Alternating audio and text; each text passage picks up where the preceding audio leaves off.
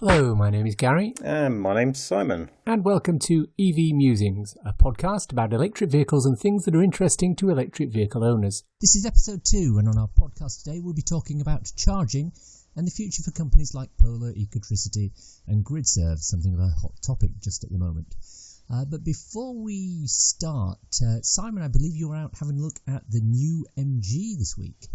Yeah, so me and another fellow YouTuber went to a kind of almost a bit of a joint effort when it comes to filming, which made things a damn sight easier. We went to the London Motor Show in the ExCeL, and one of the key things really that we were going to see was the brand new EZS MG, which is their first mainline electric SUV. That was quite good, actually, and I say quite good because there were some really good points about it, and I would say not so good points about it.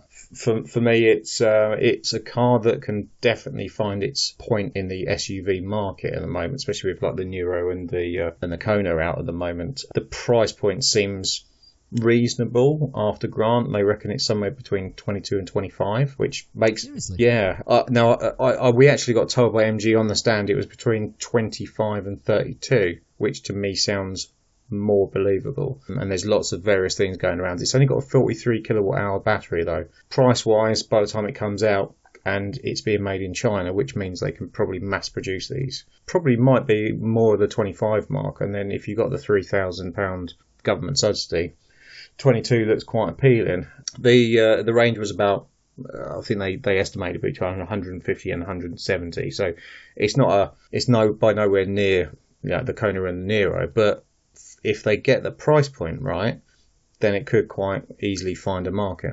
Yes, it could be the sort of down market equivalent of the Model 3, the one that everybody wants but can actually afford. Yeah, and indeed. I mean, it's there was a lot to like on it. I mean, the inside was very nice, leather interior, glass panoramic roof, very similar to the Nero and the Kona. There was a couple of things I didn't like. One was the range. Nowadays, if they could have hit the 200-mile range, would have been nice. The charging flap on the front is a bit of a bone of contention for me. It's ginormous, it's plastic, it feels cheap, and it's awkward where they've put it. The charge flap kind of lifts above, and then you have to fiddle around underneath to find the CCS and the Type 2. And weirdly, they had no information around what speed it charges at, whether it's like 100 kilowatt type thing. And if it isn't, to be honest, if it's 100 to 150 type kilowatt charging, then it makes it more appealing in terms of the price, because even though you haven't got the range, you're not taking as long perhaps to charge it up. So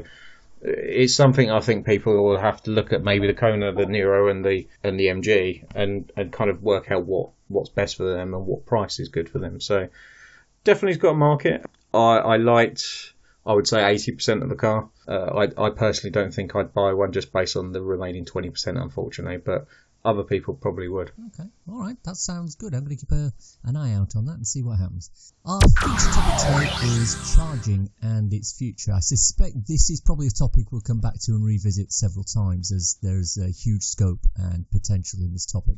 I don't think anyone can put their hand on their heart and say that the UK charging infrastructure is perfect. Unless you drive a Tesla and you can use their supercharging network, chances are you've hit one or more of the following problems with charging.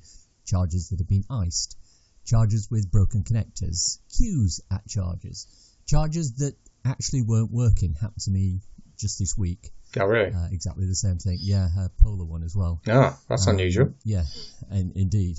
Not having the right apps and cards to start a charge. These are all the kinds of problems that the current infrastructure is experiencing. If widespread EV adoption is going to become a reality, things are going to have to change. At the moment, there are numerous companies dealing with charging in the UK and worldwide. You've got BP ChargeMaster, Ecotricity, InstaVolt, Ingenie, Alpha Power, just typical examples. They've all got different charging structures, types, they've all got different apps, they all run different levels of service. But as EVs become more and more popular and are seen more and more frequently on the road, the need for a more robust charging infrastructure will increase. Ecotricity obviously made a huge step forward back in, I think it was 2013, when they initially got the contract to supply the DVT fast chargers to all the motorway service areas in the UK. This, I think you'll agree, was just the boost that was needed to help early adopters feel, a little bit of love and appreciation. And it worked very well for quite a few years. However, as the EV numbers have increased, the investment and maintenance in Ecotricity chargers hasn't quite kept pace. And unfortunately, they're now seen as being a bit of a barrier to future growth, as apparently they have a clause saying that they can be the only supplier to provide chargers at motorway service areas. Tesla apparently had to pay a lot of money to get their superchargers into whichever service stations they're using. And this means that companies such as Polar can't move in to provide an alternate for EV owners wanting to charge. Personally, my hit rate with Ecotricity chargers is 66%. I've used 3 and I had one that just wouldn't start. But I'm on CHAdeMO, so, anecdotally, CHAdeMO fares a lot better on Ecotricity than CCS. Yes, indeed. Now, at a recent EV meeting with the Kent EV Owners Club, we asked a number of the attendees there what their thoughts were about the charging infrastructure and what they'd like to see improved. We'll be dropping a few little sound bites from those interviews into the podcast so you can hear this from the horse's mouths, as it were. Don't mean to insult anybody, but there we go. I asked all the people we talked to what was the one thing they would want changing about charging in the UK, and everybody said the same thing: contactless payment. Makes absolute sense. A simple universal way of paying for a charge at any location. No apps needed, no RFID cards, no registration, preloading of cash. Just turn up, wave your card, and charge. It makes sense. Of course, there are chargers that already do that. Engenie and Instavolt are examples. The location we were at had 2 of the Engenie fast chargers, and we tried them out, and they were superb. But they're also 2 of the companies that have amongst the highest cost for charging an EV at the moment. So obviously there is a cost for having that convenience. Which then brings up the issue of pricing and how do charging companies make their money? Well, the obvious answer is they charge for using electricity, except that not all of them do. PodPoint, for example, run many chargers where you don't have to pay. Polar, especially if you're on the Polar Plus, they charge a small fee for their electricity. If you're on their app, it's a little bit more expensive. Some operators like Instavolt charge a market rate of about 35 pence per kilowatt hour. Others charge more. Shell, I don't know whether you heard about this, just up their rates to 39p per kilowatt hour. Some charge less, but when you consider the price of a rapid charger such as the ones that Instavolt or Polar use, we're talking about £35,000 a unit. You realise there's a lot of charging needs to be done before any profit gets made. And obviously this means the pricing model is going to have to change in the future. Now, I'm not a prophet, but I reckon I'm on steady ground if I say the prices aren't going to go down. So Simon, what's the maximum charge you'd be willing to pay per kilowatt hour for public charging on a rapid? So for me, I mean, I've used several of the, I suppose, more expensive ones like Shell, like Instavolt, and 35p to me personally, I think is quite reasonable. It's convenient as long as their unit is convenient, which likes of Instavolt certainly, and Engenie are. Shell, to be honest, I've only used the new Motion, but I would imagine if you use the pay-as-you-go type thing, it's quite similar. 35p, I think, but I think I'd probably stretch it to 40p. And the only reason why I say that is that the cost of petrol is still significantly higher as we move towards higher prices. And like you said, that is obviously going to happen at some point. Unfortunately, that with the revenue going down on petrol, diesel, and the companies have got to make it back somewhere. And really, there's only one way for it to go. Petrol done the same. It went up and it went down. With electricity, it's almost a little bit of a kind of known quantity. So the pricing would probably go down in the background if they're using renewables and things like that, which we know how cheap they are now. But obviously they can probably counter that with a little bit higher up. Now, personally, I hope it doesn't go up. I think that's inevitable, though, unfortunately. You've got to look at, petrol, £1.25 a litre. The equivalent, you just need to get to kind of, I suppose, just under 65p a kilowatt before it kind of gets that kind of tipping point between petrol and electricity. Now, unfortunately, there are going to be people out there that's going to be the kind of deal breaker. It's like, well, I can get petrol for the same price, so why do I need to change my car? They won't have the care or consideration about the environment. And if it was only the price point, which many people that get into EVs are sometimes that, and sometimes a bit of both. The alternative to that and is around what inevitably is coming, and we've seen multiple companies jumping into this, likes of Fastnet coming in and Gridserve and things like that, wanting to put essentially what we see as a forecourt now in petrol, but as electricity, so charging hubs. There's already 2 reasonably large ones in Scotland. There's one in Milton Keynes. There's a Fastnet one which goes up to, I think, 350 kilowatts in Sunderland that's just opened, which is insane and obviously future-proofing. But the Gridserve type approach that they're looking at, which is going to be these gigantic kind of places, the kind of places you see on motorways now, where you come in and there's a massive garage, there's a massive food court, there's coffee shops and all that sort of stuff. And that, I think, is going to be the way that they're going to subsidise it.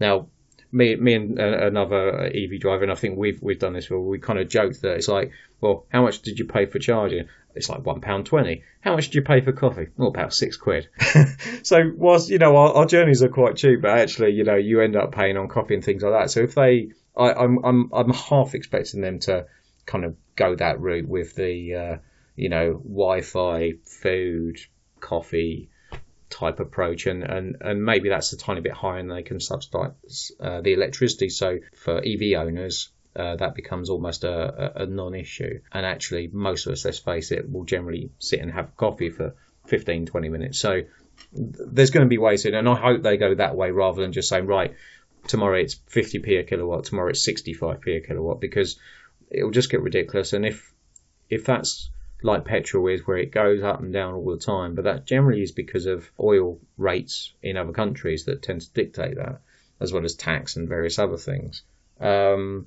So yeah, I know that's a bit of a long-winded way of sort of kind of getting to the answer, but I just generally think the price at the moment of 35p is reasonable. I hope it doesn't go beyond that, but if it does, it needs to be very careful, because there's a fine line between sensible pricing and putting people off.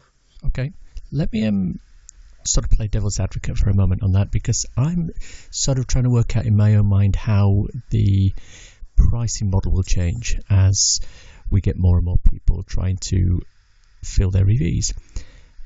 And the obvious answer, as we've discussed, is that charges will go up. But the less obvious point is the pricing will stay constant, but the services attached to them will go up. So let me explain. If we take the fossil fuel model, the price of the underlying fuel, as you've already mentioned, is fairly variable, but it usually goes within a specific range, and that's defined by OPEC. The rest of the cost comes in taxes and duties. The actual profit for the service station on a gallon of fuel is quite minuscule. Way back in the mists of time, when the world was in black and white, I used to pump petrol as a young boy. And that was back in the time when fuel was £2 per gallon, not per litre. At that point, the company was making about 10 pence per gallon profit. Now that petrol is close to £6 for a gallon, I think the profit is not actually that much greater, but the underlying costs have increased in the meantime. So how do fossil fuel companies make the money? You've already alluded to this. They make it on other things, such as sweets and milk and barbecue lighters and things like that. These are the things with a high profit margin. And I'm wondering whether that's sort of the model that people like Gridserve are going to try and emulate. I think so. I mean, even in the early kind of, I suppose, mock-up sketch, whatever you want to call it, they very clearly showed a motorway services type approach, which was you drive in big canopies with solar and battery storage with chargers and everywhere. We're talking sort of 20 plus chargers. It wasn't a small number. And then at the back, there was like a big building which clearly looked like coffee, food, and they're talking about like Wi-Fi and things like that. So all the things that you basically want to, if you're going to have, let's say we get to the point where, 80% charge is a 15-minute wait, you could probably get a coffee, go to the toilet, check up on some emails or whatever it's going to be. And I'd hazard the guess as well, they might even put some slower ones in the outer ring of those places if people are, maybe want a longer stop and don't mind waiting, perhaps. I don't know. But yeah, it's definitely, I think that's the way they've got to go. I think whilst Polar, Instaval, all these companies are great that they're putting these ultra chargers in here, there and everywhere, Holiday Inns and outside pubs and wherever it may be. Some of them are a little bit impractical. Now, I use those all the time, as I know you do. And if I'm on a long journey, it's basically kind of a stop that I have to make. I'll make it, I'll go in for a coffee, I'll come out, and that's job done. Whereas if there's a kind of a bigger area that essentially wants to replace those motorway services and the likes of Ecotricity, unfortunately, I think that's the way to go. Because if you're going on longer journeys, then they're going to be the ones. Now, they're talking silly numbers about these things, like 100 over the next 5 years across the country, which is an insane amount, but really welcome. And it's needed, but I think also the balance will come in the question you said, I suppose, earlier around queuing and things like that. I think will come almost a bit of a less of an impact because charging speeds are going up, car ranges are going up. Even if they only kind of get to the point, say, 400 miles, how many times are you actually going to have to use those? It's going to be maybe really long journeys, or I haven't filled up, or like me, I don't have the ability to fill up at home. So I think it's going to be less of an issue like with the queuing and things like that because of that. But I think it's definitely how they're going to do it. Okay. So let's sort of take this to the logical conclusion and say what's the likely end state going to be for charging in the UK? We've already seen companies such as BP and Shell moving into the charging market. We might think they're doing this because they've seen a light and are moving away from fossil fuels, but the reality is more commercial than that. BP and Shell are oligopoly suppliers for fossil fuels. They want to make sure that EV charging is also an oligopoly and one that they're leading the way in. The cynic in me also says that this is a way for them to keep a stranglehold on fossil fuel supply for as long as possible. And it makes sense to some extent. They already have the location infrastructure to accommodate large-scale rollouts of chargers. Shell have 1,000 stations. BP have 1,280 petrol stations. Just imagine if every single Shell and BP garage in the UK had a couple of rapid chargers. You've immediately bumped the number of rapids up by 4,400 at a stroke. If you include Esso in there, that's another 2,000 chargers. There are actually around 8,000 petrol stations in the UK at the moment, down from about 14,000 several years ago. BP Chargemaster recently announced plans to roll out 150 kilowatt chargers at its forecourts from July of this year. They also have the infrastructure to support the ancillary things around charging. We've already discussed things such as coffee shops and stores, etc. So why spend money to rebuild that when it's already there? That's the current competitive advantage that the fossil fuel providers have in this space. That's also one of the reasons why it's good to see someone like Gridserve come in and emulate this on a much larger but restricted scale. 100 hubs around the country with a dozen chargers, coffee shops, picnic areas, it's ideal. But that then asks the question, what is their charging model going to be? What do you reckon they're going to do in terms of physically pricing the electricity that we're looking for? Price per kilowatt hour, price per minute, fixed price? What do you think? I still think it'll be price per kilowatt, personally. I think it might be slightly higher. Let's take, for instance, if this was a motorway service station that you generally see on a long journey, replace that with a Gridserve model where there's no fossil fuel cars, it's just all, our utopia of EV heaven. I think you're probably looking at 45p for a kilowatt. I don't think they'll charge per minute. I do think there'll be a cut-off, similar to what Ecotricity does, where half an hour it cuts off. It might even be soon. If they're quicker type chargers, you might, if you get to the point where you're charging enough and it's quick, you might get a sort of a 20-minute. But I would expect the half an hour type thing to be reasonably standard. It has to be contactless. There's absolutely no point in putting different models, cards. If they team up with, say, another company like Instavolt, which I doubt, and if they put in their own infrastructure in, contactless has got to be the way. This has got to be so easy and so friendly to people that are not the likes of you and me that have done EVing for a while now and know how the different apps work and cards work and all that rubbish that goes with it. It's got to be literally come in, swipe your card, like contactless payment, away you go, or something similar to Tesla where it recognises. However, that might be a bit of a leap, just because Tesla's only kind of their own technology kind of allows it to do that and allows the simplicity of that. But the easiest way would be adopt a technology that it already exists, already works across multiple shops, multiple retail places and garages. Garages are already starting to do this, that you pay at the pump, and it makes sense. You come in, swipe your card, go in for a coffee, come out, swipe your card, drive off. That's how it's got to be. I think anything else would be madness. Yeah, no, I mean, totally agree, 100%. I'm just thinking back to the comment you made that it has to be priced per kilowatt hour. Now, you and I have both seen the videos from our good friend Bjorn Nyland in Norway, where he's gone to a number of these Ionity 150, potentially 350 kilowatt chargers, and certain suppliers have decided that they're going to charge per minute.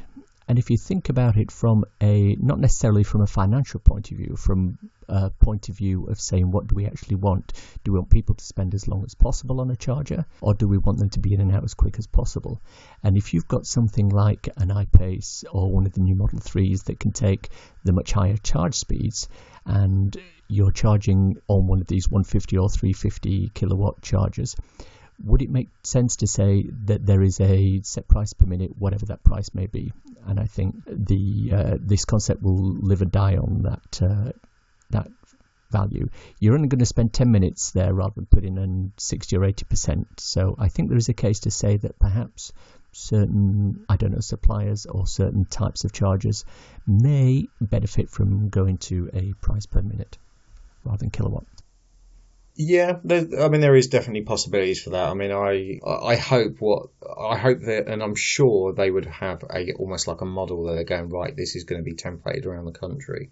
I really hope that they don't go and say, right, we'll just welcome in various vendors, and then those various vendors have their own ways of charging, as we know, and paying for it. So it needs to be, I think, regardless of whatever it is, it needs to be consistent, straightforward, quick and easy. And then if you get the benefit of, which they're probably going to have to do in getting people's money from the shops, the coffee shops and all that sort of stuff, then that's it. I can't see them, for instance, doing like a monthly charge or anything like that. It's got to be literally emulating the motorway services. And generally, if you're there, you're going to be there for at least half an hour because you've been on long journeys.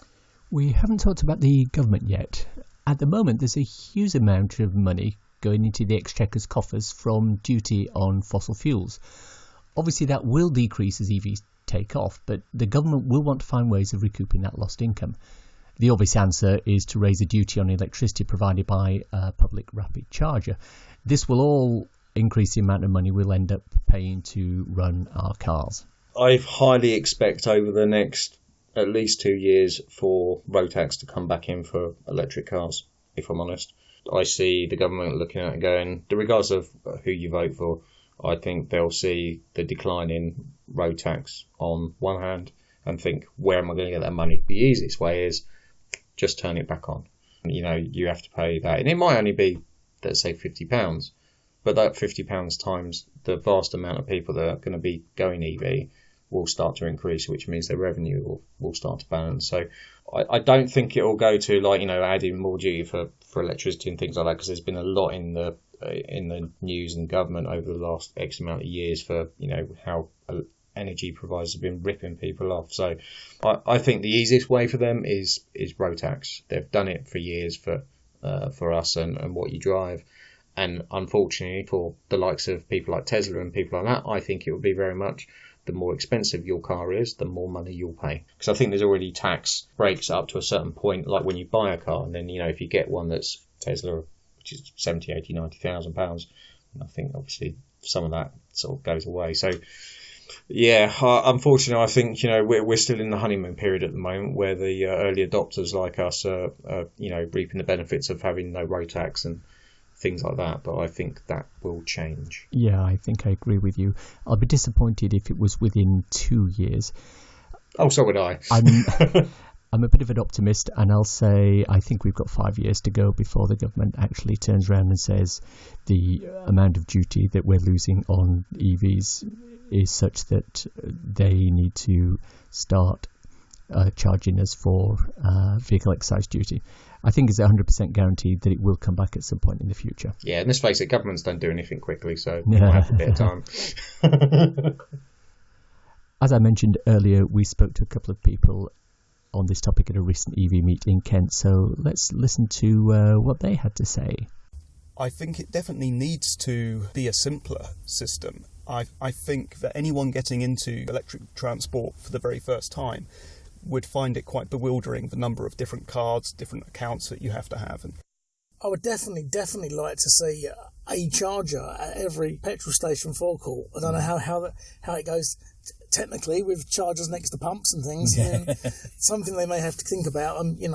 I think that having a single rapid charge post in any particular location is not ideal. It's fine for covering a large geographic area quickly, but you are always going to have the fear that you're going to get to the charger and it's going to be in use. If you have 2 or 3 or more, then you eliminate that whole issue. I think the biggest thing that they ought to do and legislate this is contactless payments on every pump. Contactless, absolutely, aside from the fact of obviously being charged a stupid holding fee. I'm not so much of a contactless payment. I think because the cars are electric, they have CAN bus systems, that you should literally just be able to plug your car in to any charger, regardless of who it's owned by, and basically charge to an account. We're doing okay at the moment because we've already got companies like Zappmap and PlugShare that have the maps that show you where the chargers are, and they do show you which ones are being used at the same time. But it would be nice to have, they're not always that reliable, so it would be quite nice to have something that's a bit more definitive so that you could, if you're heading towards the charger, you know that is working and it's free. Yes. And so that would be quite, obviously there's no way of predicting whether it's being iced. Yes, more chargers that are able to charge more than one car at a time. Some of the charger companies are going backwards. You get the likes of ChargeMaster, who make the Polar chargers. Their new Ultra chargers are capable, I think they should be capable of charging at least 2 cars, one on a DC, one on an AC. Their old chargers, which were DBT units, can charge 2 cars, but the current new generation ones can only charge 1 car at a time. Simon, one thing I would really like to see is each non-service station location having a minimum of 2 chargers, ideally provided by 2 separate companies. It would be great to get to somewhere like a motorway service station and see a couple of Polar chargers as well as hopefully a couple of upgraded Ecotricity chargers. That way you have more choice, but you also have less chance of all chargers falling in case of a service outage by one company. You can also then charge more than one vehicle at once. Yeah, it's an interesting point, to be honest, and I suppose alluding to, say, Ecotricity. Now, I don't want this to come across as a kind of a I hate Ecotricity, because actually I was one of the advocates of them. Certainly when I first started driving an EV car a year ago, that to me was pretty much all I knew. I didn't know other EV charging companies existed. So, I'd always go to a service station using Ecotricity, and it will either be very hit and miss. I thought that was the norm. And then obviously as more and more companies have come out, and Polar and Instavolt and all these lovely other companies, you've unfortunately got a company that's got a monopoly and is hindering everything. And now there's a part of me that really wants Ecotricity to fail. And that sounds really bad, but actually they're doing more harm than good now, and they need to have the decency to let go of the monopoly and, as you say, let other companies in. So you alluded to earlier, Tesla's already paid a significant amount of money to them to use the same kind of area or within the area, like a car park, for their superchargers, which is insane. And whoever came up with the contract for these companies is either an evil genius or just atrocious, because it makes no sense. The company has always said they're for green electricity and EV owners and stuff like that, all for it. But actually now it's coming across, certainly to new EV drivers, that they're not. And allowing, like you said, people like Polar or Instavolt or other companies within there. So, like you said, if you go to a supercharger, for instance, I was at South Mims a couple of days ago. You drive in there, and on the right-hand side, you might as well see a really glowing golden area, which is called the Tesla superchargers, which you will not go anywhere near if you haven't got a Tesla. And it's glorious. You know, there's like 20 of them. They're always working. People are always charging there. There's never a queue for them. You go to the other side where your Ecotricity is. Now, don't get me wrong, South Mims has generally been on free vend, which is awesome. It wasn't, unfortunately, 2 days ago. But there's two sitting there. One's got CCS and some others, and the other one's got like a slower Type 2 and stuff like that. So again, that's kind of, you know, if somebody's got there and they're using the CCS, you're trying to have to go on the lower rate stuff. But you imagine if you went there and that whole bank of kind of parking spots were Ecotricity, Instavolt, Polar, Engenia, whoever it is, and they've all got their own, you know, here's 2 bays for you, pay the motorway services X amount each month, and that's your little slot. You maintain that, we just provide the electricity. We get a little cut, you get a little cut.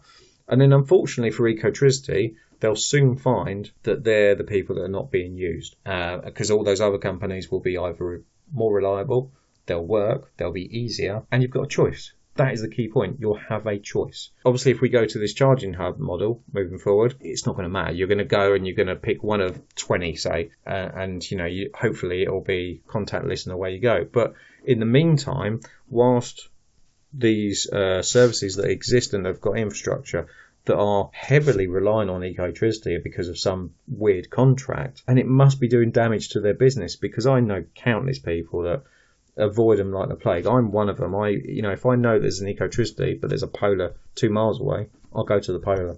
And it's sad to say, it really is. It saddens me to say that, because I don't want any company that associated with EV cars to fail. But I now think they have to, in order for those sort of areas to move on. And the only way to do it is, like you said, have choice. Get a few contracts with a few different vendors to say, come on in.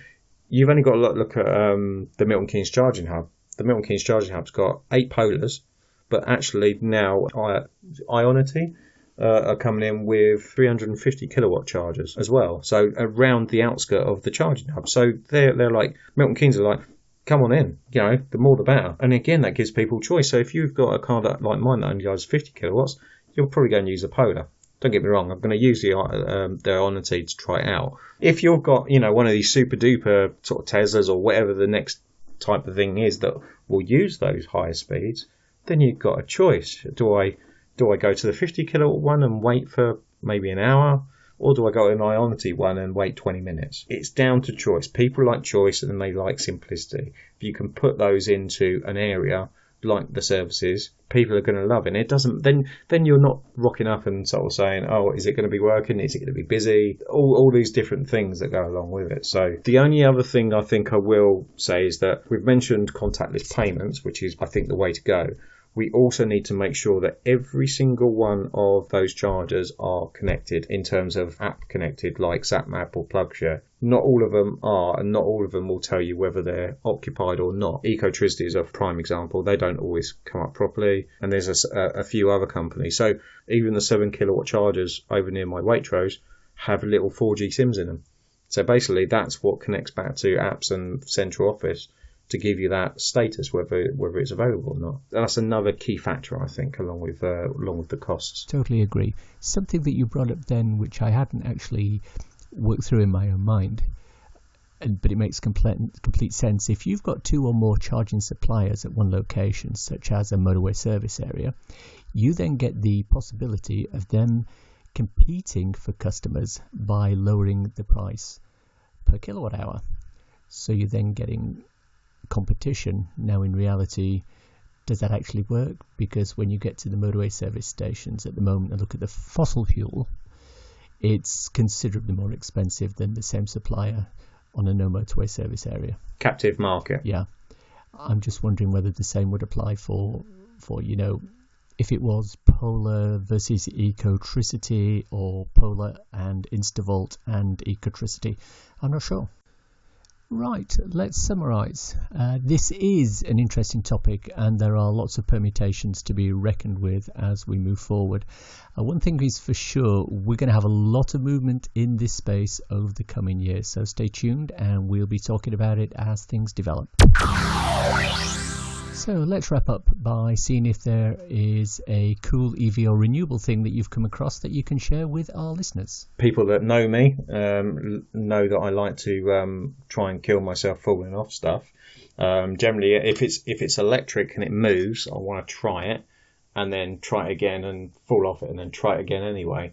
The people that know me know that I are trying to learn a electric skateboard for my sins, and I blame this on a Fees K that got me into it via like teaching me how to ride an electric unicycle. So I kind of started to ride that, and I started getting into the kind of electric boarding scene, started watching loads of YouTube videos, and kind of just really got into it and mesmerised by how these clearly probably younger people than me, like 20, 25 years, could whiz around at 20 plus miles an hour and not fall off like I do. Although when they do, it's quite funny to watch, as you know. But actually, I was looking across a few forums and found a company called Evolve, which are quite a very big electric skateboarding company. They've got a branch in the UK, and they were having a meet up in Gravesend in Kent yesterday, so Saturday. So I made an inquiry. I said, look, I'll have my daughter with me. Can we just come down and watch? And can I film? Yeah.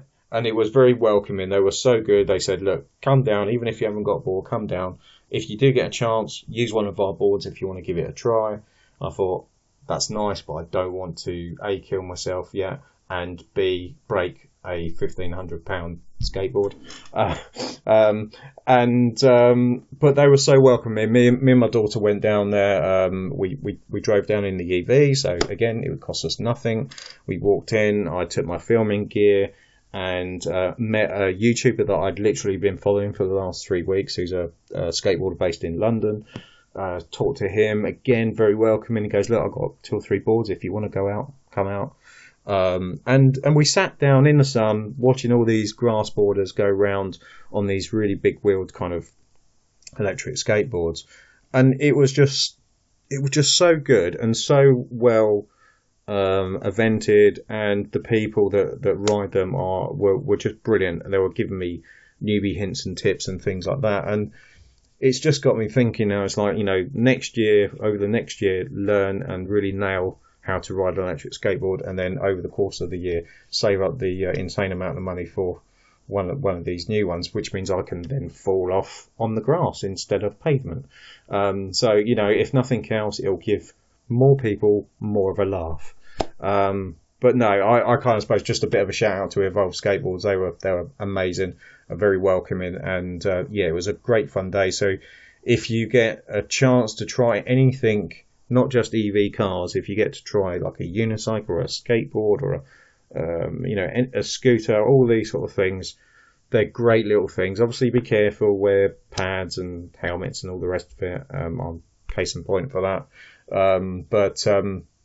Give them a try. EV cars are not the only form of transport, and certainly if you're doing small distances, it may be something that it'd be good. And I'm 46, so you're never too old, apparently. That sounds like quite a cool community to be involved with. My cool thing is a rebuttal article for the one we mentioned in the podcast about EV myths, around the fact that EVs are more disastrous to the environment than diesel cars. This was from a report produced by the University of Cologne, I believe. The report comes from Electrek, and it dismantles that article in so many ways, and it's a thing of beauty to read. Passages such as, and I quote, studies looking at overall emissions based on electricity generation have actually debunked this and showed that electric cars are cleaner and becoming cleaner as renewable energy is becoming a more important part of the electric grid. Studies have been done specifically showing that EVs are cleaner than diesel no matter which European grid electricity you use, close quotes, and open quotes, The study is clearly flawed. It's an old idea that's untrue in most markets, and it's a dumb way to look at the market in the first place. Close quote. I recommend a read of the article. It should take about 5 minutes of your time. Links are in the show notes. And that's our show for today. Hope you enjoyed listening to it. If you want to contact us, Simon is at... I'm at the EV Side on Twitter and YouTube for all things crazy and electric. And I'm the real Gary C on Twitter. If you're wanting a quick reference ebook to read on your Kindle, I wrote a little something called So You've Gone Electric. It's available on Amazon worldwide for the measly sum of 99p or equivalent, and it's a great little introduction to living with an electric car. Links for everything we've talked about in the podcast today are in the description. If you enjoyed this podcast, please subscribe. We're available on iTunes or wherever you get your podcasts. Please leave a review as it makes us feel loved and helps us know we're not shouting into the void here. Thanks for listening. Bye. Bye-bye.